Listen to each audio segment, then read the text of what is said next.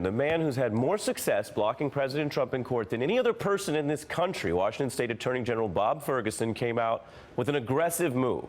Now, he won the blockage of the original travel ban. Today, he didn't just file a new lawsuit.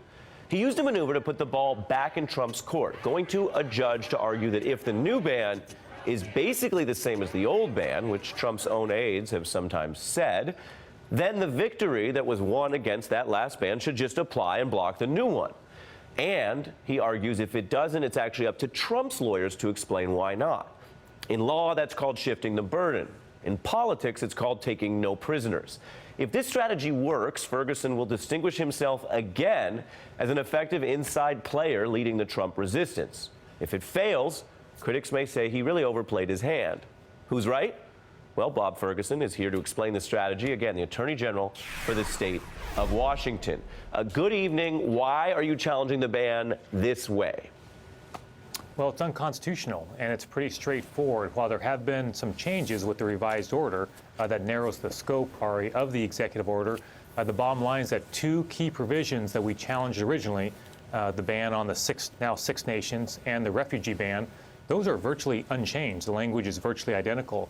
So our view is really, as you mentioned at the outset, that we have a temporary restraining order already in place. The language hasn't changed. Therefore, quite simply, it still applies. But what if the judge says to you, okay, maybe it does, but this is a big deal. We would have to have another normal hearing like the last one. You don't get a shortcut. Yeah, we would welcome a hearing. If Judge Robart decides he wants to have an oral argument about this issue, we, of course, welcome that, because each time we've had an oral argument against the Department of Justice and the Trump administration, frankly, we've won. So we welcome the chance to have a conversation with Judge Robart about this temporary restraining order. But the bottom line is you don't get to evade a temporary restraining order just by making a few changes to the executive order. If it's fundamentally essentially a Muslim ban, it is what it is, and the court should uphold and maintain that temporary restraining order. Well, that's important. Are you saying this is kind of a trick the Trump administration pulled to try to just protect the same policy?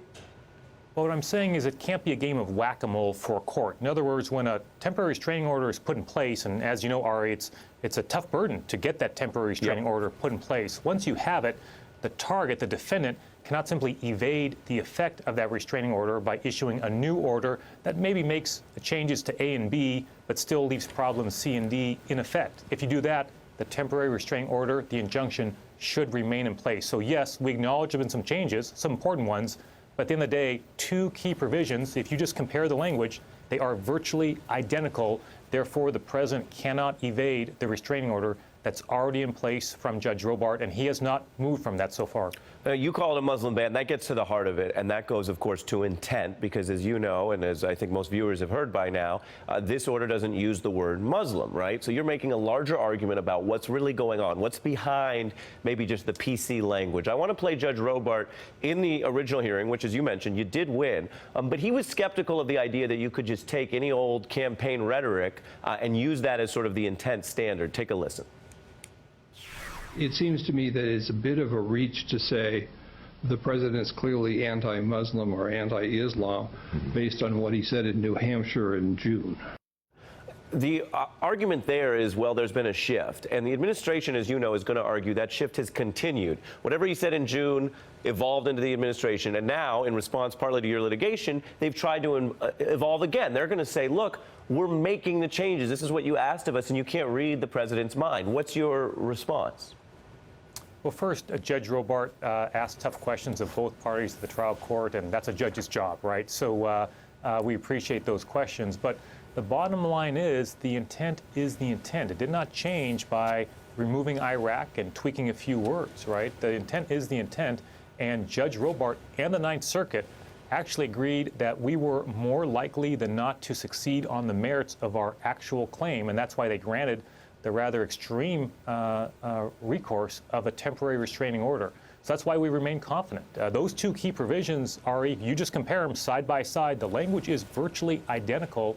Therefore, we're confident that Judge Robart will not change that temporary restraining order. And what other evidence do you need on the folks basically who've worked on the ban? We showed Stephen Miller, who said they were about the same. That's part of your argument. Here's Rudy Giuliani in a widely quoted moment where he talked about the goal here. Take a listen. When he first announced it, he said Muslim ban. He called me up. He said, put a commission together. Show me the right way to do it legally. And what we did was we focused on, instead of religion, danger.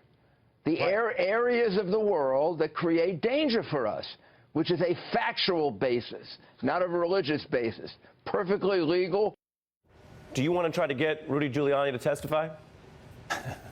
I think there's a debate amongst my team on who gets the opportunity to do that. So yes, our intention is to obtain documents, emails, and take depositions of administration officials. And to your point, the individual from the administration you mentioned, Mr. Miller, he has said publicly in the last couple of weeks that really the policy of this ban is not going to change. That, again, will be something we use in court to go back to Judge Robart to show, look, Your Honor, the administration really has not changed the underlying policy here, and you've issued a restraining order, an injunction on that policy.